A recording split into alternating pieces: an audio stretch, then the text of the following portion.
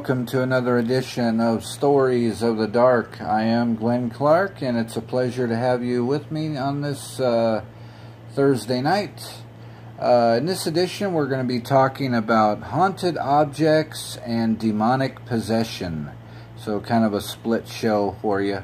But first, I want to give an update on mine and BlakCircleGirl's EVP sessions we've been doing lately. We did a EVP session a few nights ago where we let the recorder run like all night long, and then we did another one where we used a spirit box, and we did get results with both, as I did say in an earlier show that I would share those if we did get any.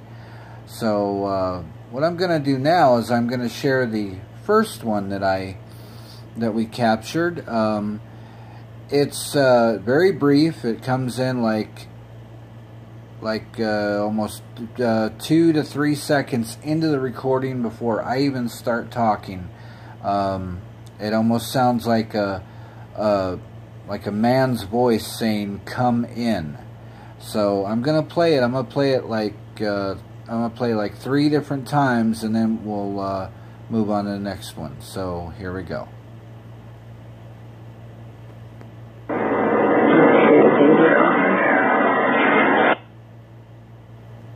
Just going to put it back to 0 here. Okay, you hear me say okay. That's where I start the actual recording. So here we go one more time.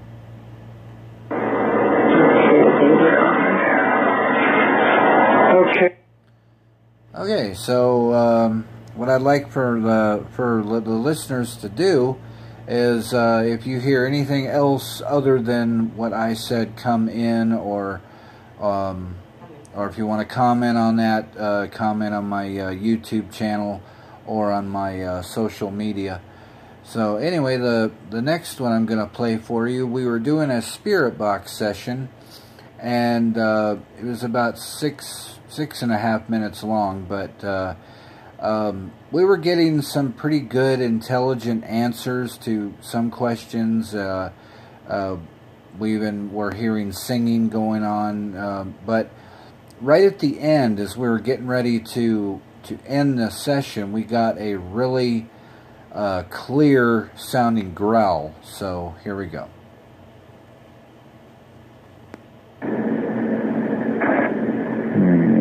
You have a girlfriend?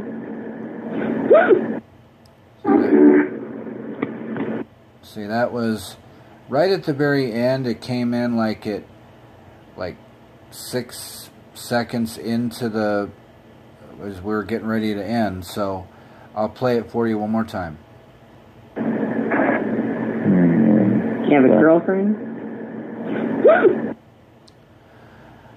Now, see, what also interests me in this recording is, besides that growl, there was another sound in there that it may have been BlakCircleGirl laughing or something near the end, because she did say, you know, do you have a girlfriend?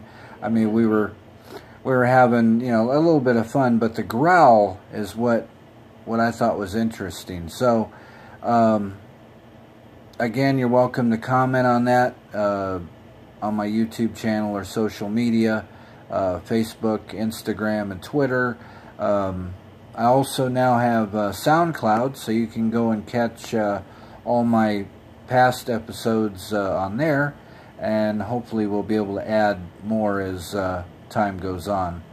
So right now I'm going to take a quick little break, play a little music, and we'll come back and start the program. I'm Glen Clark, and this is Stories of the Dark.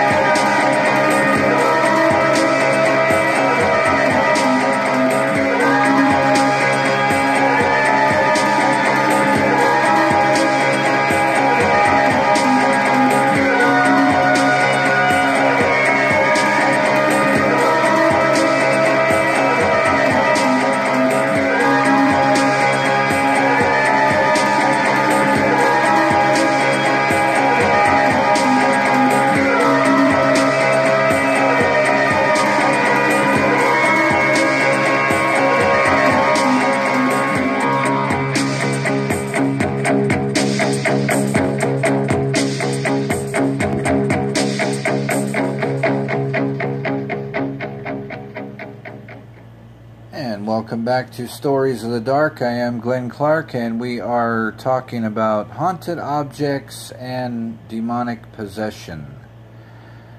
Now, you might wonder why I decided to do a split show like that. The haunted objects portion of it was actually BlakCircleGirl's idea. The demonic possession was my idea, so I thought we'd just put them both together. So, anyway, what I'm going to be doing is I'm going to be reading from some websites and playing a couple of some YouTube videos on the subjects. But just to recap on that, EVP that I played, where it says "come in," BlakCircleGirl says it says "come in here," and in thinking back, she's correct on that one. So, but if you have any other opinions on that, don't hesitate to comment and let me know, so in case it does, say, or you hear something else in that, that would be very helpful to us. So anyway, let's get started. The first thing I'm going to read from you comes from bustle.com. It says, 10 supposedly haunted objects never ever to bring in your home, especially around Halloween, and we are approaching that perfect holiday. And just to talk about that, I will be doing a Halloween show. Not quite sure. We may change the name around of the show a little bit, but I'd like to do some stories from you, the listener, and maybe even do that program live. Maybe we can be out and about doing some stuff too. So anyway, from bustle.com, let's talk about haunted things. And I don't mean just houses or graveyards. Ghosts definitely aren't limited to wandering around specific locations. There are all sorts of things that are haunted. Places, people, and of course, objects. I have never made it a point to bring haunted objects into my home. Some people do, though, and the results are usually pretty tragic. Since it's Halloween, therefore I figured it might be useful to provide a guide to the sorts of items you should never ever allow across the threshold of your personal dwelling. From dolls to chairs and from paintings to mirrors, these 10 objects actually exist, and because of their supposedly haunted or cursed status, you definitely do well to give them a wide berth. It's worth noting that as much as I love reading about stuff like this, I'm definitely a skeptic, and I'm reading this from a website. I do take the skeptical standpoint on things, as you know. And continuing on, definitely a skeptic. As such, I'm inclined to think that most of the phenomena associated with these items can be chalked up to coincidence or rotten luck, when, that is, they haven't already been completely debunked. That said, though, they still make for some deliciously spooky stories. So get ready to give yourself a shiver. It's all in the spirit of the season, after all. And there's a looks like a video on here, so you can have a look at that if you check out the website. Number 1. And we've talked about him before, Robert the Doll. When Key West artist Robert Eugene Otto, or Gene as he was more commonly known to his family, was 4 years old, he was given a doll as a gift. As the story goes, the doll looked kind of human, but kind of not. He wore a sailor suit and carried a toy of his own, a miniature stuffed lion. Gene named him Robert, and from the moment he first appeared, weird events plagued the family's home. Gene's parents would periodically hear Gene giggling with someone, an unknown person with a deep-sounding voice. As they walked by his closed bedroom door, furniture overturned in rooms in which Robert sat. Gene began having horrible nightmares. Toys would disappear and reappear mutilated. And whenever something went wrong, Gene would utter the phrase, "Robert did it." even after Robert was banished to the attic. Passers-by claimed to see a small figure moving from window to window. Many believe the doll to be cursed. These days, Robert is kept under lock and key at the Key West Port East Martello Museum. You can visit him, but make sure you ask his permission before taking his picture. He doesn't take kindly to unsolicited photographs, and whatever you do, do not bring home a Robert the Doll replica. Seriously, don't do it. Number 2, The Hands That Resist Him painting. Often referred to as the haunted eBay painting, The Hands Resist Him was found on the site of an old brewery by a couple from California. They put the painting up for auction on eBay in February of 2000, claiming that the characters in the painting sometimes moved on their own, and occasionally even escaped the boundaries of the painting itself. Eventually it sold for a whopping $1,025, because apparently people really like to decorate their homes with cursed paintings. While there's no denying that the piece, which features a young boy and a doll-like girl standing in front of a window and a sea of disembodied hands, is a little on the creepy side, it's probably not actually cursed. The work of artist Bill Stoneham, it was based off of a photograph his parents took of him and a neighbor when they were children. He himself was rather surprised when he heard about the stories attached to his piece. Says Stoneham about the painting's symbolism. There are memories, echoes of all life within a place. The hands are the other lives, the glass door, that thin veil between waking and dreaming. The girl/doll is the imagined companion or guide through his realm. He painted some sequels, by the way, two of them. Anyone interested in the complete set? If you are, have a look at, again, it's bustle.com. Number 3, the dybbuk box. And this is one that I've been interested in. I've seen stories on this, so it is interesting. Remember the 2012 horror movie The Possession? It was based on a true story, or at least as true as any story of this like can be. The item known as the dybbuk box made its first appearance on the internet in 2003 when it was up for auction on eBay. Its owner at the time claimed that he had picked up the box intended for the storage of wine at an estate sale in Portland, Oregon in 2001. It had belonged to a Jewish woman who had lived to the ripe old age of 103. The box, she had always said, housed a dybbuk, or evil spirit, and should never, ever be opened. Of course, the new owner opened it, and as you might have guessed, things didn't go so well after that.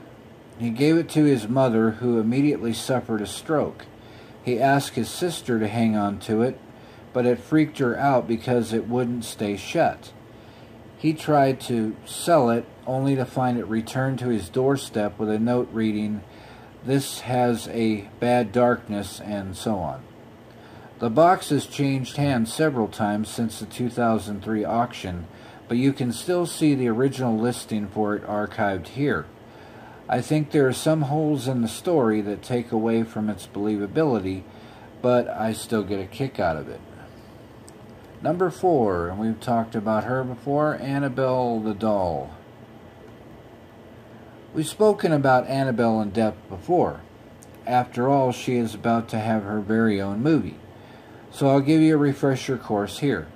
Purchased used from a hobby store in 1970, the doll that would later become known as Annabelle spent a considerable amount of time terrorizing a pair of nursing students before paranormal experts Lorraine and Ed Warren were called in.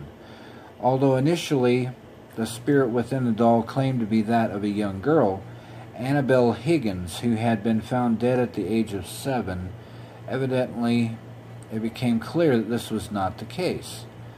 The Warrens determined that Annabelle was actually a demon posing as the spirit of the little girl, and even worse, that she was intent on stealing one of the nurse's students' soul. An exorcism seemed to have solved the problem, but the Warrens, who took Annabelle with her at the conclusion of the case, ended up building a locked case for the doll after she started getting up to her old tricks at her new home. You can visit her if you want. She's on display at the Warrens Occult Museum. It's worth noting that Annabelle got one hell of a design for her cameo in The Conjuring, which will also carry over to her own film. She's actually a Raggedy Ann doll, which looks a little less creepy than her Hollywood version, but I still wouldn't want her sitting anywhere in my house. Number 5, Thomas Busby's stoop chair. Thomas Busby of Thurks, North Yorkshire, was not a nice man. In 1702, he became one day to discover his father-in-law, Daniel Auty, sometimes spelled Auty, isn't unregulated spelling fun. That says it on the website. Sitting in his favorite chair. This sparked an argument, resulting in Auty threatened to take back his daughter before Busby threw him out of the house.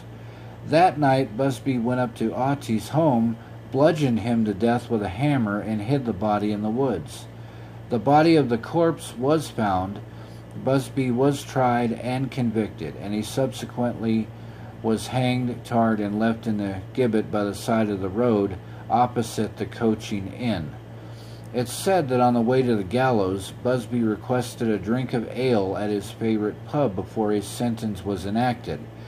After he finished, he said, "May sudden death come to anyone who dares sit in my chair." The chair currently occupies a spot in the Thirsk Museum. Terrible fates have befallen many who have sat in it, from brain tumors to car crashes. Accordingly, the decision was made in 1972 to hang it from the ceiling, preventing anyone from sitting in it ever again. A wise move, I feel. Number 6, Anna Baker's wedding dress. In 1836, Iron Master Elias Baker purchased a mansion near the Allegheny Furnace in Altoona, Pennsylvania. Shortly after he, his wife Hetty, and their 2 sons moved in, Elias and Hetty welcomed a 3rd child, a baby girl named Anna. According to the stories, by the time Anna had reached marrying age, she had fallen in love with a local steel worker. They got engaged in secret, even going so far as to obtain a beautiful gown for Anna to wear at their wedding. Though her father discovered their plan and forbade Anna from marrying the man she loved, he was too low class for her, Elias said. The match would never do. The wedding dress went unworn, and Anna Baker died an old maid in 1914. The dress remained on display in the Historic House Museum in the Baker Mansion, eventually became for quite some time, and every so often it would appear to dance all by itself, its sleeves fluttering and the matching slippers tapping as if it moved by a non-existent wind. There's nothing like a pair of star-crossed lovers to add a little oomph to a legend, but this one at least has been fully debunked. According to the executive director of the Blair County Historical Society, which maintains the Baker Mansion today, the dress was worn by Elizabeth Bell in 1830. Bell was the daughter of another Iron Master, Edward Bell. The room the dress was displayed in memorializes the Bell family. Unfortunately, though, the dress had to be taken out of circulation. It had degraded too much due to exposure to light and other airborne pollutants. Number 7, the Crying Boy painting. You've probably seen the Crying Boy before. Maybe you spotted it hanging in a model home or decorating the walls of a drab and dreary waiting room. Painted by artist Bruno Amadeo, known commonly as Bergoglin, The Crying Boy is one of a series of paintings featuring tearful children staring out at the viewer. Mass-produced and widely distributed, copies upon copies of The Crying Boy have entered the world since the 1950s. But in 1985, something strange happened. Stories began circulating. Stories of prints of the crying boy being found in the ruins of burned houses, utterly unscathed. No fireman would allow a copy of the painting into his home, and people began to speak of them as something unnatural, something evil. But it's pretty safe to say that this story is false. It was first debunked in the UK tabloid The Sun, and well, tabloids also report on people seeing the Shroud of Turin magically appear on their pancakes. Stephen Punt attempted to get to the bottom of the rumors in an episode of the BBC Radio 4 show Punt P.I. He discovered that the varnish coating of the prints was fire repellent, according for their imperseverance to flames. They're still not sure why the flames remain unburnt, though. Number 8. The Woman from Lim statue. I'm trying to get my website to load a little bit quicker here. Okay, we're pretty sure that the statue known as the Woman from Lim is a depiction of a fertility goddess, but it may as well be a death statue. And my website just decided, because of good gravy, that's all, that seems to follow in its wake. Dating back to roughly 3500 BC, the statue was recovered from Lim, Cyprus in 1878. Since then, it's had at least 4 different owners, all of which perished within 6 years of receiving it. First, there was a Lord Elefant. All 7 members of his family died within 6 years of the statue's arrival at their home. Ivor Mensudi's family, owner number 2, all went within 4 years, as did the family of Lord Thompson Knoll, owner number 3. Owner number 4, Sir Alan Biberbrook, and his wife and 2 daughters went next. But before it finished off the family entirely, 2 remaining sons donated the statue to the National Museum of Scotland in Edinburgh.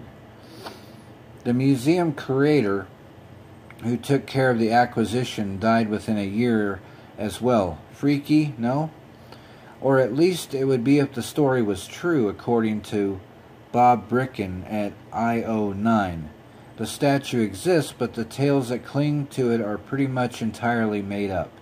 It's often referred to as the Limba Lady. It was discovered in 1970, not 1878. And it's been part of the original collection at the Cyprus Museum in Nicosia since it was first found. It also hasn't, killed anyone, so hurrah for that. And I think right now I'm gonna take a little break here to get some water and kind of refresh the throat a little bit. So we'll be right back. I'm Glen Clark, and this is Stories of the Dark.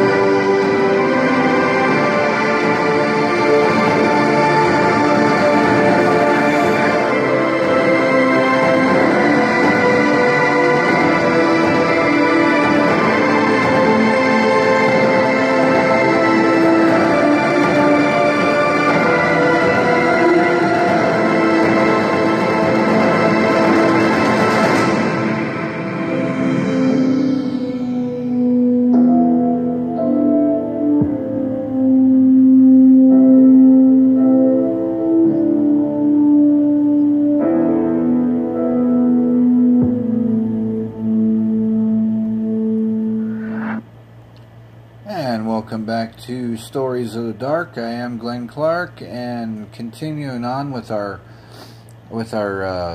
11 haunted objects from bustle.com. Number 9 is the Bassano vase. Like a number of objects on this list, death seems to follow this antique silver vase. We really don't know where the Bassano vase came from, but we're pretty sure it was created in Italy during the 15th century. Someone found it again in 1988, again where we really don't know. And even though it has came with a note that read, "Beware, this vase brings death," that someone decided it would be a really good idea to auction it off, and sold it for 4 million lira, around $2,300 in our money at the time. And 3 months later, its new owner was dead. The next owner similarly passed away, this time after 2 months.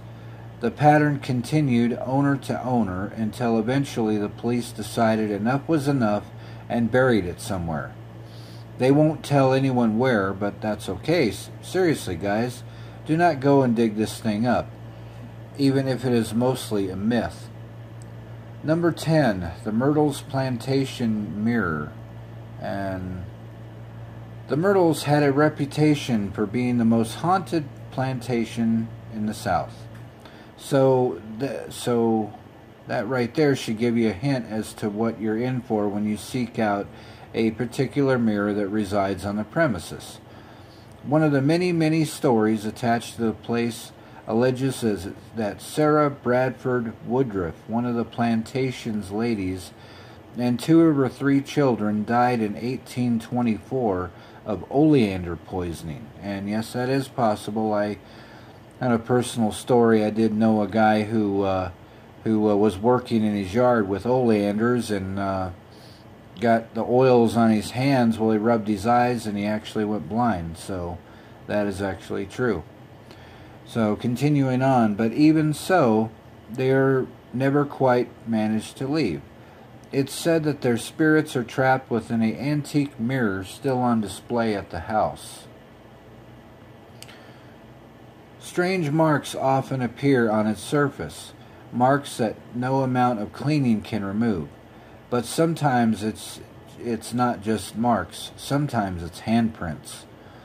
The Myrtles is a B&B, by the way, so if you're always wanting to spend a night in the supposed haunted place, now is your chance.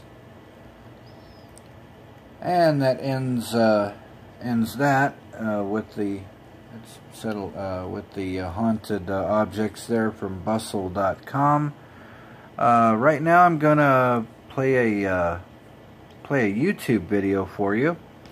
It's from Psychic Medium. You can go take a look at her work and subscribe if you like it, but also don't forget to subscribe to me too. So it's called Haunted Spirits. Do spirits attach themselves to you or objects? Let's have a listen.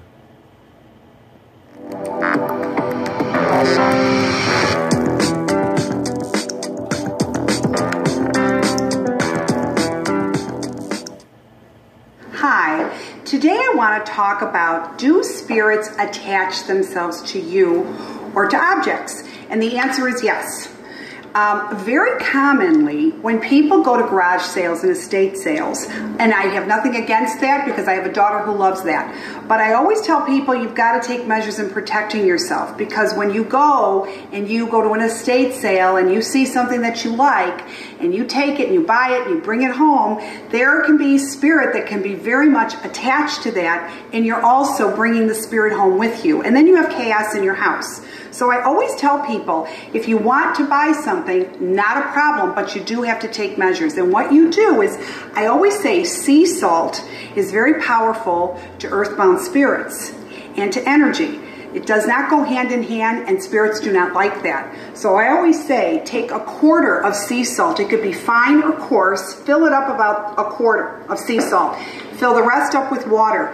Take a squirt bottle with you and keep it in your car. Now, for instance, you just went to the estate sale, the garage sale, and you just bought this beautiful vase, and you say, oh, I gotta have it. first thing you do after you buy and you pay for it, you're going to mist it. And what you're going to do, and you don't have to saturate it, but when you mist it, now you just turn this into Teflon for spirit, because spirit cannot attach itself to it, because this is what it does. Every time spirit tries, it does this, because the sea salt prevents them to stick to it. So I always say, before you bring it into your car, mist the object and you're home free. And then you can enjoy this great relic, vase, whatever it is you like. Hope this helps. Feel free to subscribe to my YouTube channel, because you are going to get this each and every week. Until next time.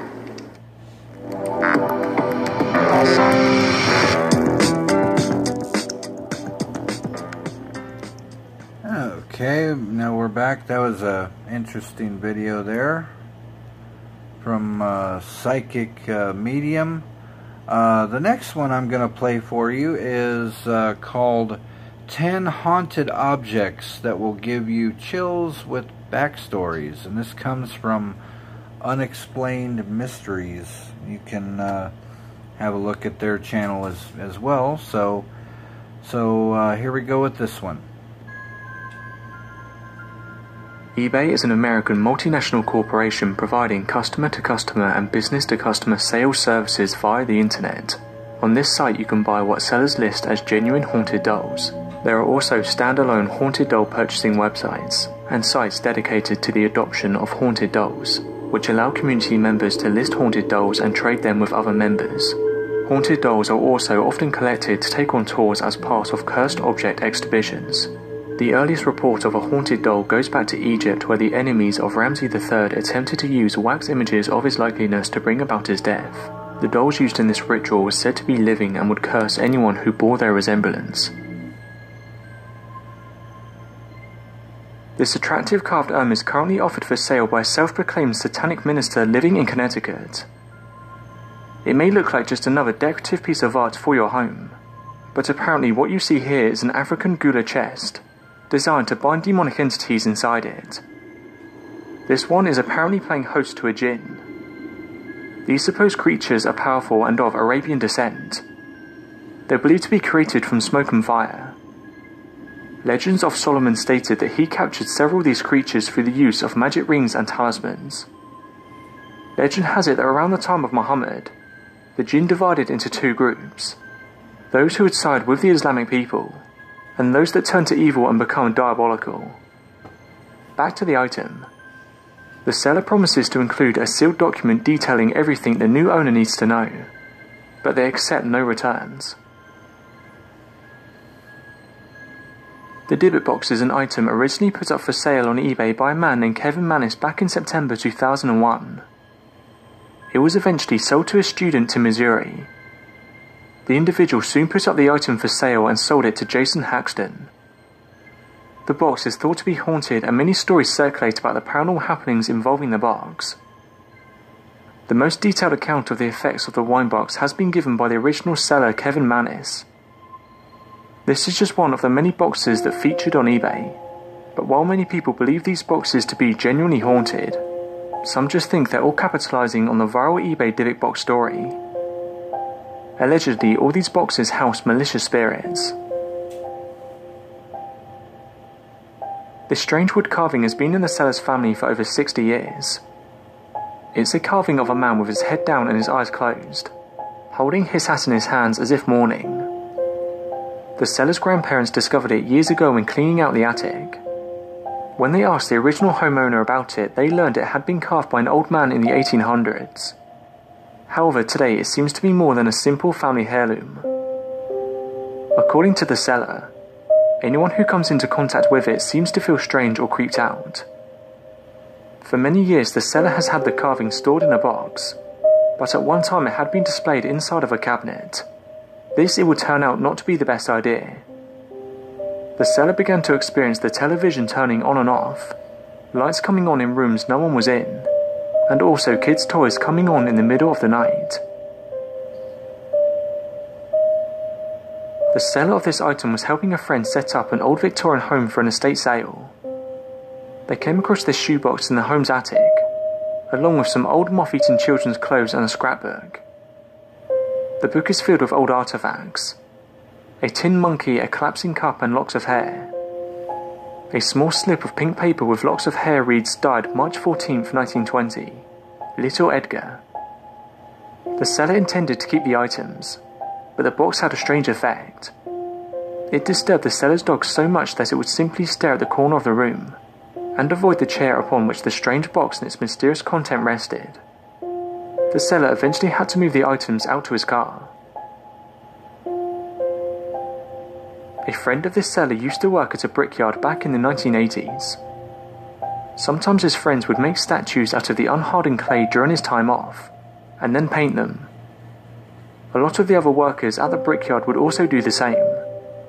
This was one of those statues, although its story is slightly different from the others. A man named William made this bust, which he based on himself. He painted it and wrote the word future on his chest in quotes. Not long after, a tragic accident occurred, and he was crushed to death. The next day, the seller's friends saw the statue sitting where William had left it, and decided to take it home. That's when strange things began to happen. Noises began to occur at his home. He found himself woken up late one night by the sounds of someone walking in circles, though no one was there. Later, he heard a door slamming though found no doors closed, and then one night he saw a dark mist moving near his den's wall. He finally realized the source of his problems when the dog began to avoid the statue with fear in her eyes. That's when he decided to part ways with it. The owner of this doll warns that it requires high spirit maintenance.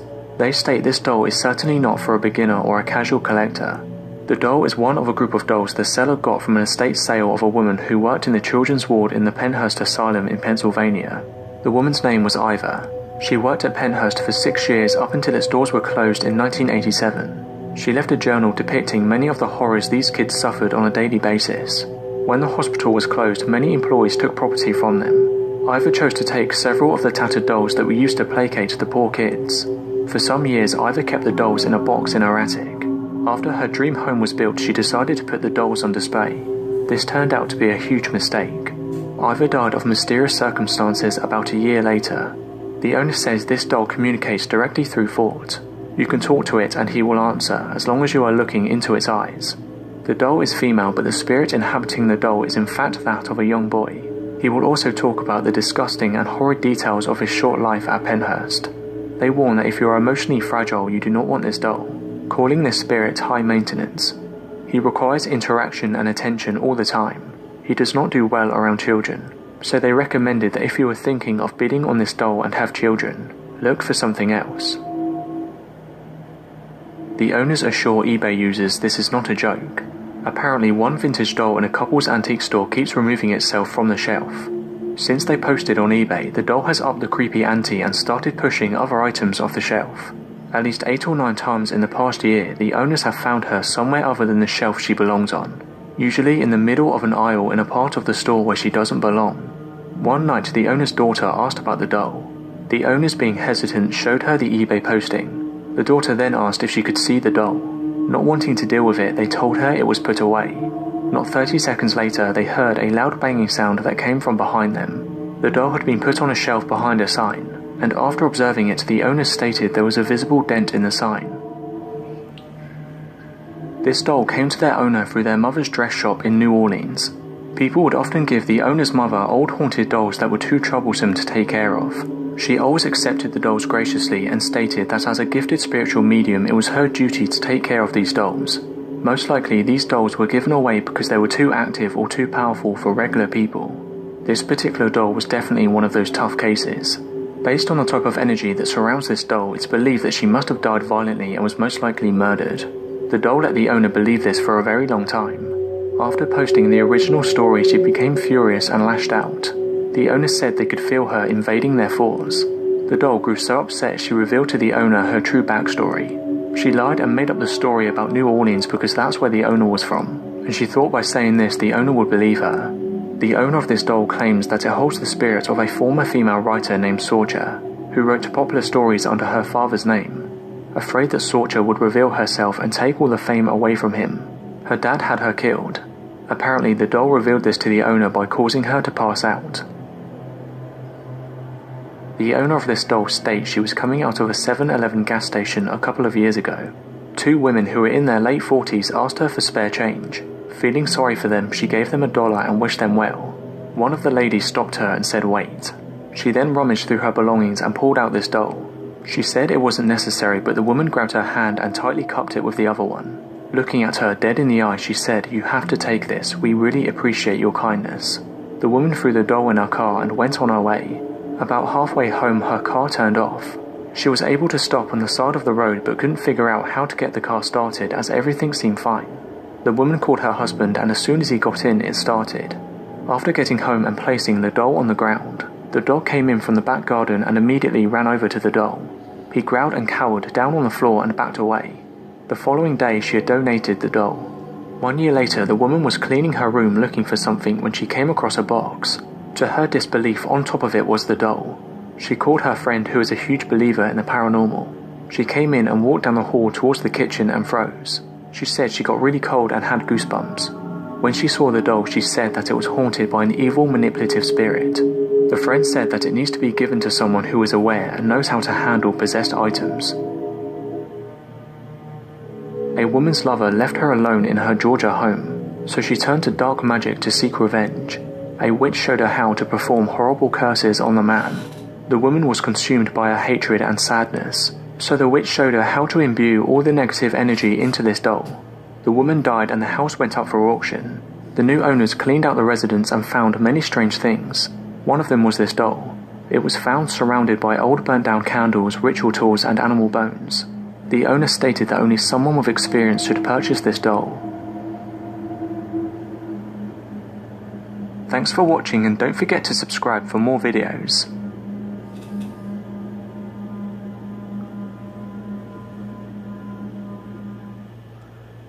And welcome back. You were watching listening rather to 10 haunted objects that will give you chills with backstories. That comes from Unexplained Mysteries.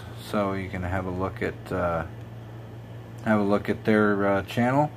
We're gonna take a little break, play a little music, and we'll come back. And I've got my next haunted object that I'm gonna cover for you will be the Black Angel.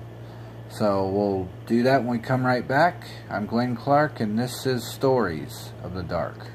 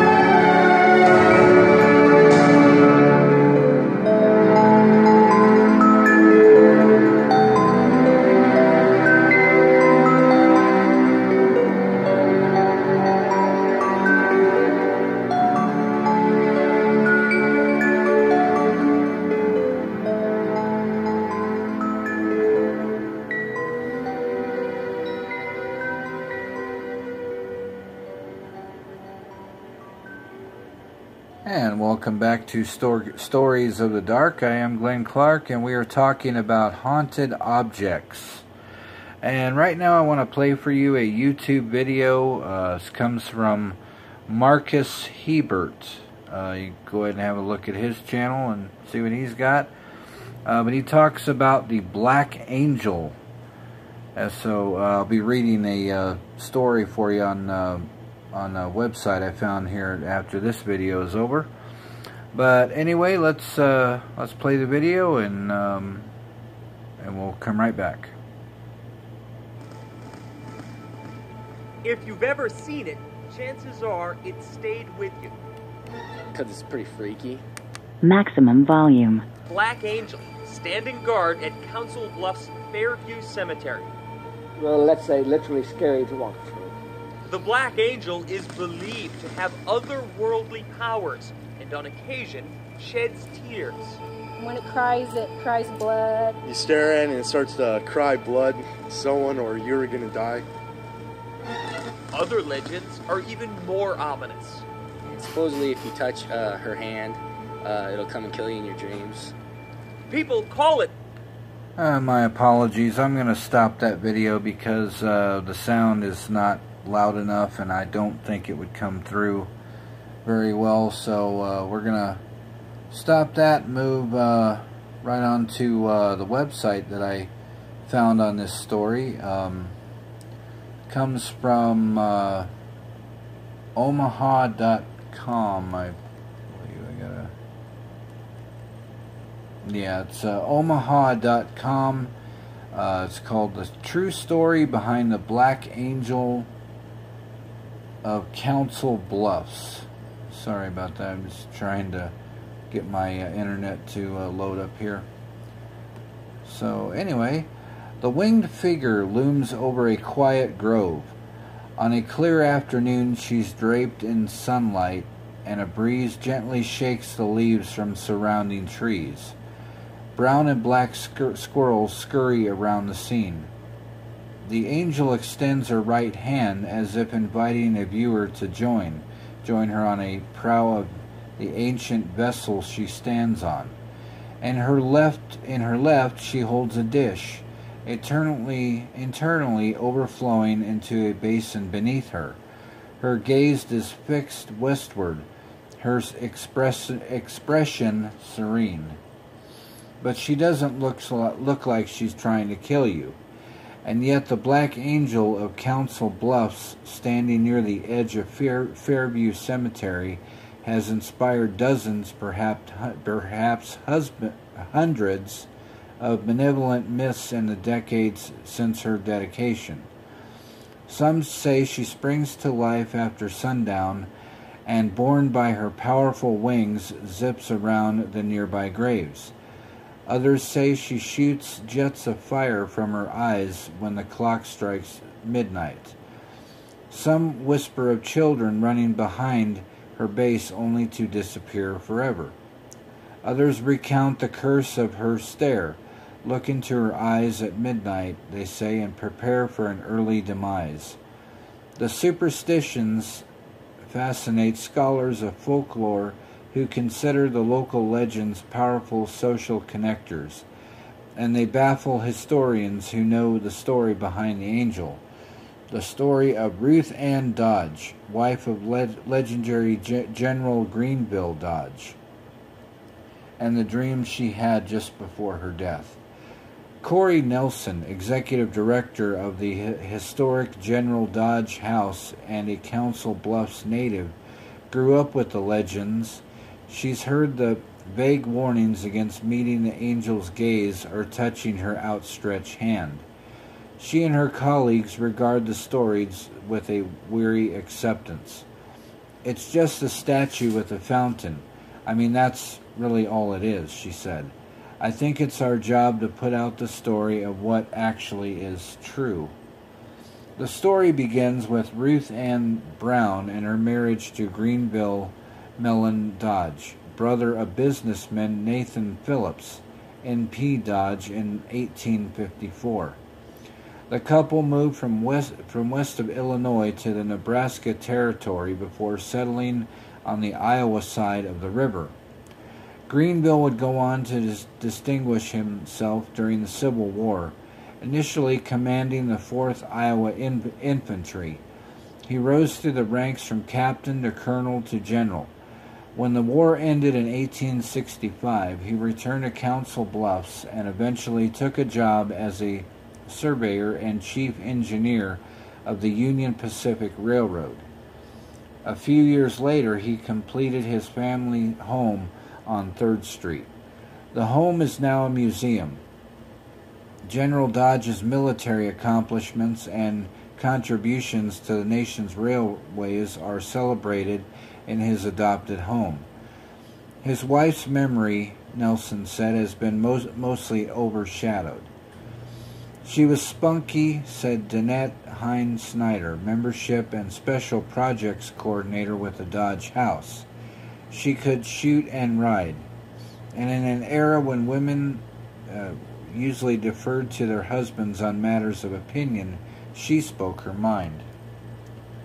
Once she learned of a man severely beating one of his female slaves, she wrote in a letter of complaint. I think it is horrible and outrageous, she wrote. How I would like to see and shoot him. Mrs. Dodge worked to establish the first free public library in Council Bluffs, helping to organize fundraisers for its creation. She wasn't just a sit-at-home, meek and mild woman. She was feisty, and I don't think the general would have married someone who wasn't, Nelson said. The Dodges raised 3 daughters, Letty, Eleanor, and Anne. In January 1916, General Dodge died. In September of that year, Mrs. Dodge followed. But first she told one of her daughters a story that would come to define her legacy. Before she died, Mrs. Dodge had a dream. She was standing on a rocky shoreline, shrouded in mist. An ancient boat emerged from the fog. In the prow of the boat, a beautiful woman whom Mrs. Dodge guessed was an angel stood holding a small bowl overflowing with water.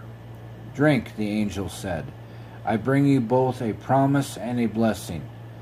Mrs. Dodge chose not to.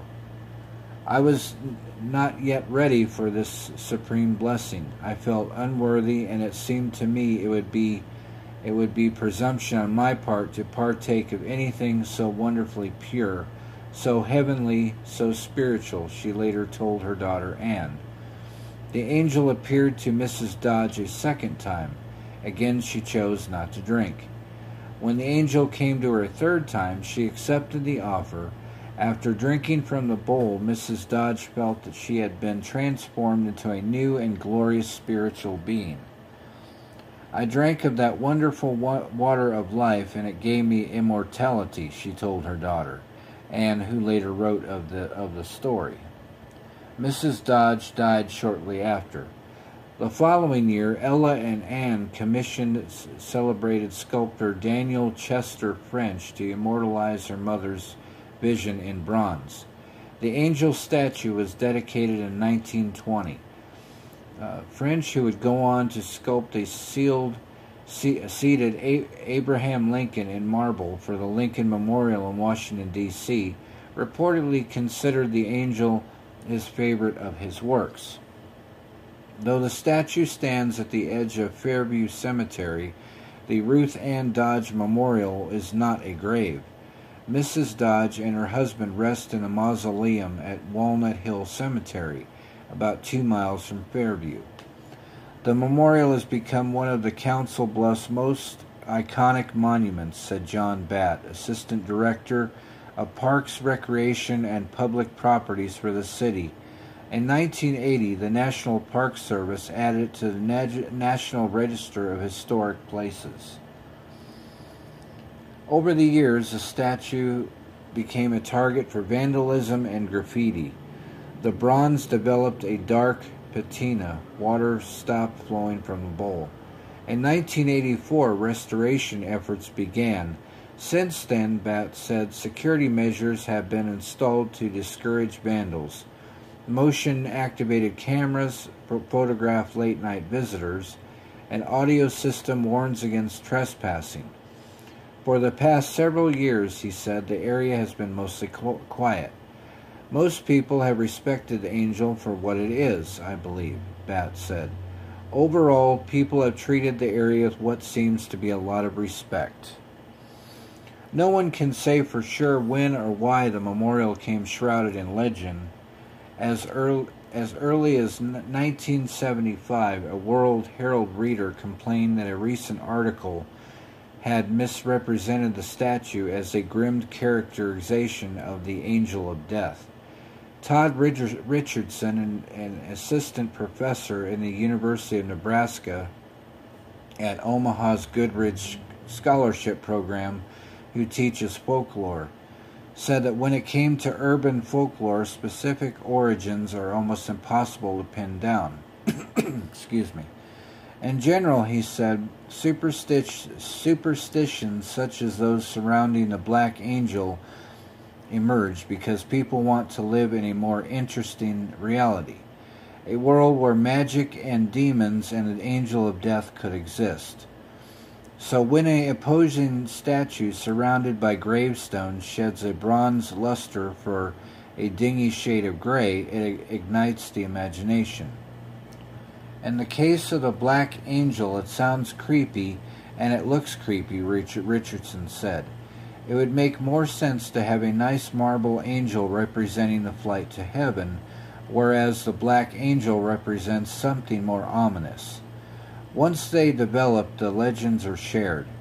They change with each retelling.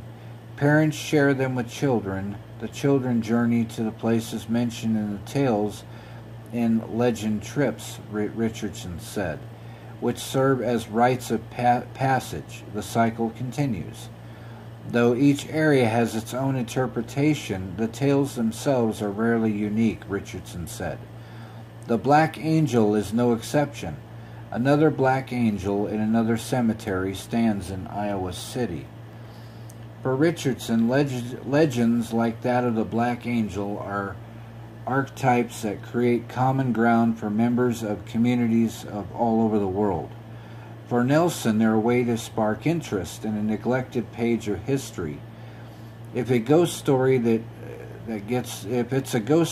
gets them interested, if they can do it in a fun, light-hearted way, and then they can find out the real story, that's great, she said. For better or for worse, the stories bring visitors to the grove year after year in a way fulfilling to the angel's promise. And that ends that from omaha.com. That was the story of the Black Angel. I think what I'm going to do right now is I'm going to go ahead and end the program right now, and we'll do part 2 tomorrow night. Demonic possession tomorrow night. I'll add a few more things to that, and we'll make that a really good program. Just due to time constraints, I want to try to keep the videos down to right now to under an hour or just over. That way they're easier to upload onto YouTube. But again, you can follow me on Facebook, Instagram, and Twitter. I also have SoundCloud. Few thank yous I want to mention. I'd like to thank all my new followers on Twitter, especially Victor Valley News for following me. Really appreciate that, and you can go ahead and follow them as well. They have some really good news stories on their website, on Facebook, and also on Twitter, and I'm sure they're on some of the others. So thank you again to them. Also, thank you to BlakCircleGirl for all the work that she does with my development on of all my pictures you see on there. That's her work, not mine. And be sure you follow her too on Instagram, Facebook, and Twitter. So to wrap up the program, I just want to say once again thank you for joining me, and we'll see you tomorrow night in our next edition. Till then, this is Glenn Clark, and this has been Stories of the Dark. Have a great evening, everyone.